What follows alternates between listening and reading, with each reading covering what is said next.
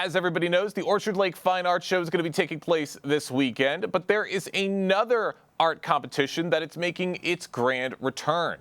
The 29th Friends of the Polish Fine Arts Competition marks the highly anticipated return of a beloved artistic tradition relaunched in partnership with the Polish Institute of Culture and Research at Orchard Lake. This juried competition is open to artists of all media aged 18 and older, offering a unique platform for creative voices from across the region and beyond. And each artist may submit up to 5 recent works for consideration. Ania Bieciuk, the Associate Director for Polonia Affairs, joins us now on the Splash Live to tell us all about this year's contest. Ania, great to have you with us today. Great to be on the Splash as well. Thanks, Jake. I appreciate it. Absolutely, and I'm really interested in hearing about this competition. This is the 29th edition of this arts competition, but it's making its grand return because it's been away for over a decade, it sounds like. What can you tell us of the history of this contest and what inspired the decision to relaunch the event now in its 29th edition? Yeah, absolutely. So the competition started off in 1985, and it didn't start off as the Friends of Polish Fine Arts Competition. It was actually named after a prolific Polish artist in the United States named Richard Kubinski, who unfortunately passed away at a very young age of 34. But he was very talented, very prolific. And we want to encourage that the expression of Polish heritage and supporting Polish artists to its fullest. So the competition has evolved over the course of time. 29 editions is pretty significant. There's been over a decade of a break here, but I think a lot of organizations experienced a little bit of a lull and uncertainty during the COVID pandemic, but now things are full force. We're excited to bring it back. Now, Jake, I want to mention that we're not limited to just artists and individuals of Polish descent. Okay. There are unique prizes. There's a $500 Best in Show. But those that thoughtfully engage with Polish themes, there's also a really nice considerable prize for that as well. That's a $400 prize. And we have other tiers as well. So, we're really excited. We're hoping to see people from all over the country. We're getting entries pretty consistently now for the last few weeks. So sharing this opportunity with you right now is really perfect. So I appreciate the chance to be here. Absolutely. We love getting events like these a little more promotion and helping to make sure that everyone in the community is aware. Now, you said that the inspiration behind this event came from an incredible artist by the name of Richard Kubinski. Could you tell us a little bit more about his background and why his legacy remains such a meaningful part of this event? Yeah, so not only, of course, obviously his Polish descent, right? But he was a gifted painter. He was a poet, a translator, a very cosmopolitan man. He was an educator and a cultural advocate. But the reason why he was tied to this art competition is because he was actually a president of the Friends of Polish Art Society, which is one of our long-standing partner organizations here in the Metro Detroit area that focuses on preserving this cultural history. So they do a lot of events and workshops, gatherings that center around these cultural components. So the fusion of the Friends of Polish Art with the Polish Institute, and of course, as you know, and we've been so grateful for your coverage, our newly renovated Galleria, which is really the premier and perfect spot to be showcasing art pieces and media components of this quality and magnitude. So the fact that we can partner together is wonderful. And I think Richard, in his late memory, I think he would quite approve of the evolution of this art competition. I think he would love to hear that this art competition has lasted for so long and is making such a grand return in this incredible way. Now, with this year's art competition, we're going to be seeing several different types of art forms and art mediums. What are you hoping to see from this year's submissions? Really a multitude, a range of different media components. typically you're looking at paintings, which is fine and beautiful in its own right. But we've been pleasantly surprised by some entries that are fashion oriented and textile. There's video components as well. So, really, the imagination of expression and the creativity that's behind that is never limited to one medium. And we're just incredibly excited to be able to have the opportunity to showcase it. So the juried exhibit, and I do have to say that this year's competition is juried by Professor Martin Zane Skalski. So he's a Fulbright scholar. He's also a respected artist and educator in his own right, and he's been teaching at the Pratt Institute for the last 25 years. And he himself, as an artist, has participated in projects and exhibitions internationally. Um, but the juried exhibit goes from October 5th to the 24th.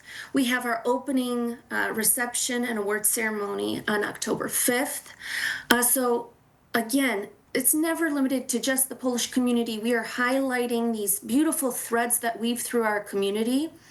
But art is such a universal component, and you can convey so much. So, we're incredibly excited, intrigued, and looking forward to these submissions. So again, Jake, thank you so much for giving us a platform. Absolutely, and I'm just as intrigued as you are to see all of these great art forms and mediums as they tell a story and they're featured in this competition. For those just joining us right now on the Splash Live, I'm talking with Ania Bieciuk, the Associate Director for Polonia Affairs with the Polish Institute of Culture and Research, talking about the 29th Friends of Polish Art Fine Arts competition, which is making its grand return this year after a decade away. Now, Ania, one of the award categories highlights Best Polish Theme. What kind of work typically resonates in that category, and what does it mean to explore Polish culture through art?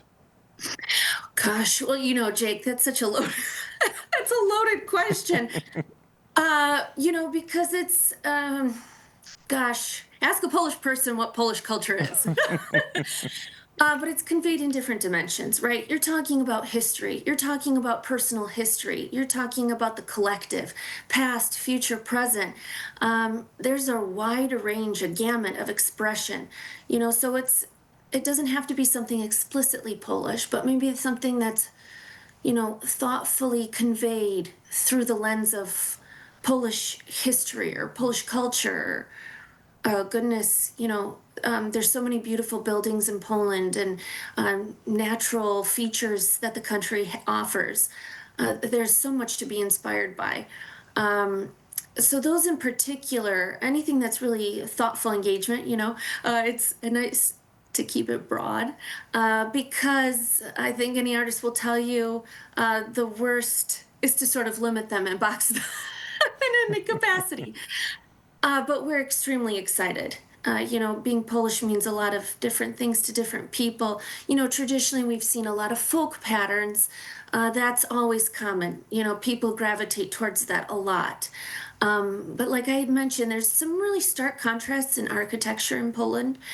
And in the history itself, I mean, you have medieval, you have communist buildings, you have the post-democratic sort of wave that we're in, this really wonderful time of exploration and expansion that's happening right now. So, it's really open to everything, but we're very, very excited. So. That's right, and it's important for a lot of artists to take away the importance of showcasing cultural heritage within the arts. And I'm curious, what do you hope this competition communicates to both the artists and the broader community about the importance of cultural heritage within the arts? You know what? It's about not only just our Polish heritage, right? But it's about cultivating a place and supporting artists as well. To us, that is a critical component of our mission. Art, music, those are universal expressions, and those really transcend any culture, so not limited to just being Polish. And we want to offer artists in every and any capacity a home and a place to know that their work matters, that they have value, they're appreciated, and they'll be celebrated and honored. And that expression needs a place to grow and develop. And we're really hoping to inspire people by the relaunch of this competition. Well, I can't wait to see what's to come with this competition in the coming weeks' time. I got a couple more questions before we wrap things up, Ania. For those who can't attend in person, will there be any virtual components or ways to engage with the exhibition online? Yes, so actually our website, which is pickrol.org, that's PICROL.org. We currently have information about the arts competition there right now. There's a link that'll directly take you to the Friends of Polish Art site for any submissions. I do have to mention that submissions are being taken till September 2nd, and that deadline is being firmly held. So if you are on the fence or considering, I would say please go forward, take the chance. We're extremely excited. This is the right place for you, and we're completely excited to welcome you. Artists are welcome to bring 5 pieces of art in their portfolio. Entry fees are only $30. $30, and I think the prizes are considerable, so we hope that many people will take advantage of it. But information for those individuals who are unable to meet us through October 5th through the 24th of the juried exhibit, they'll be able to see it online.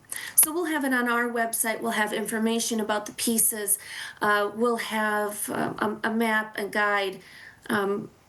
It'll be well represented. So we hope people come in person. The location is fantastic. Jake, you can attest. We've been really fortunate to host you quite a few times. And we just really hope that people take the opportunity, especially those in the community, to come out and check it out. It is really unique and one of a kind and extraordinarily special for the community.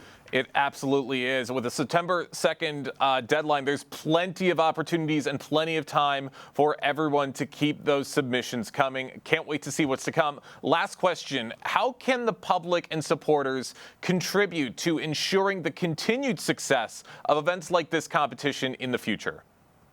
Yes, so the best way is to contact us at the Polish Institute at Orchard Lake. So we have information online again. So that's PICROL.org. They can reach out to us directly. They can also send an email at info@pickrol.org, info@picrol.org. We're always happy and we very much welcome community engagement. This is important to us, and we're always naturally excited about these things. This is our wheelhouse. This is what we do. But what's incredibly special is when we see others engage with us and show the same level of excitement. But you know what, Jake? Sometimes it's not always the same. Sometimes it's a curiosity. They want to learn more. And then that grows into something more. And that is incredibly rewarding. So we're thrilled to be able to relaunch this. We're thrilled to be working with Friends of Polish Art, which is a long-standing organization in the Metro Detroit area. So the two organizations coming together to partner and collaborate and sort of relaunch and bring to life Mr. Richard Kubinski's legacy, it's really an honor. We're excited. And like I had mentioned before, the works do not have to be Polish themed. There is a Polish prize-winning category, if that is the case, but it really is supporting artists in their expression. So we appreciate this time. Thank you so much, Jake. Absolutely. Thank you so much, Ania, for joining us today here on The Splash Live. Thanks.